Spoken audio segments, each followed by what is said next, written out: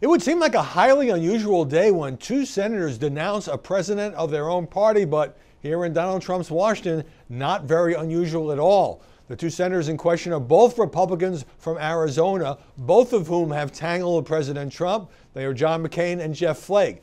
Now, in John McCain's case, obviously they have had a terrible relationship ever since back during the campaign. Candidate Trump took a swipe at McCain's war hero status by saying, I like people who weren't captured. A lot of the brilliant pundits said that would end his campaign. Obviously, it did not.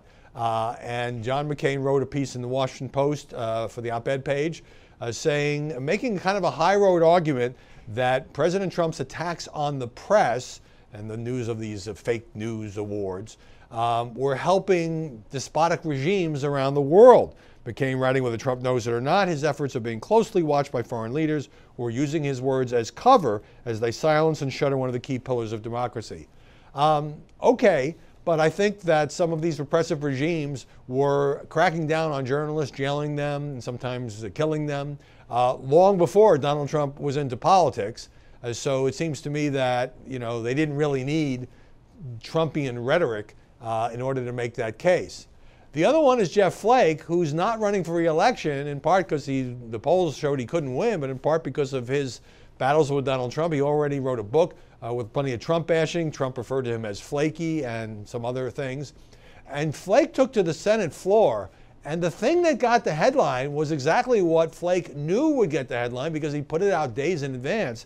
And it is this. It is a testament to the condition of our democracy that our own president uses words infamously spoken by Joseph Stalin to describe his enemies. Okay, so I think that Flake just completely undermined the rest of his argument by comparing Trump to Stalin, who was, of course, a mass murderer in the Soviet Union. Flake was on Morning Joe, and he said, oh, no, I wasn't really comparing them. Well, of course you were. This was the headline you wanted. It's the headline that everybody uses. It's the old political trick of putting somebody's name in the same paragraph as an odious figure, political figure, historical figure, and then saying, well, what I really meant to say was. And I think that whatever points Flake may have made, and he did kind of veer off into just a generalized attack on Trump as a liar and suggesting the media have a monopoly on the truth, I think it was really undercut by the Stalin reference, but he knew that would get him plenty of headlines. Now, the words in question were ones that the president used early last year, calling the media the enemy of the American people. I've said many times that went too far. That suggested, implied, insinuated a kind of a traitorous attitude. And I think it was beneath the president. But here's the key point.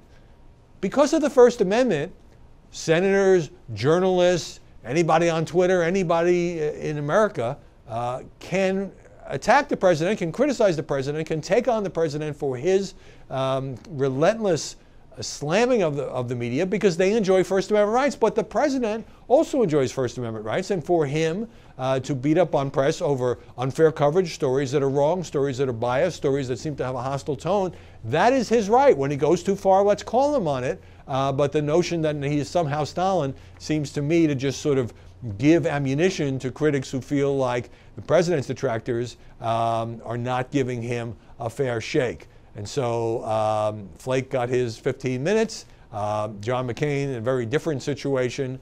But at the same time, I think that there is a pretense that the press has a monopoly on the truth, that everything the press reports is right. We know that's not true. We know some stories are wrong. We know some stories are biased. We know some stories are hostile. The president has a right to call that out, just as everybody else has the right, in America at least, to call him out.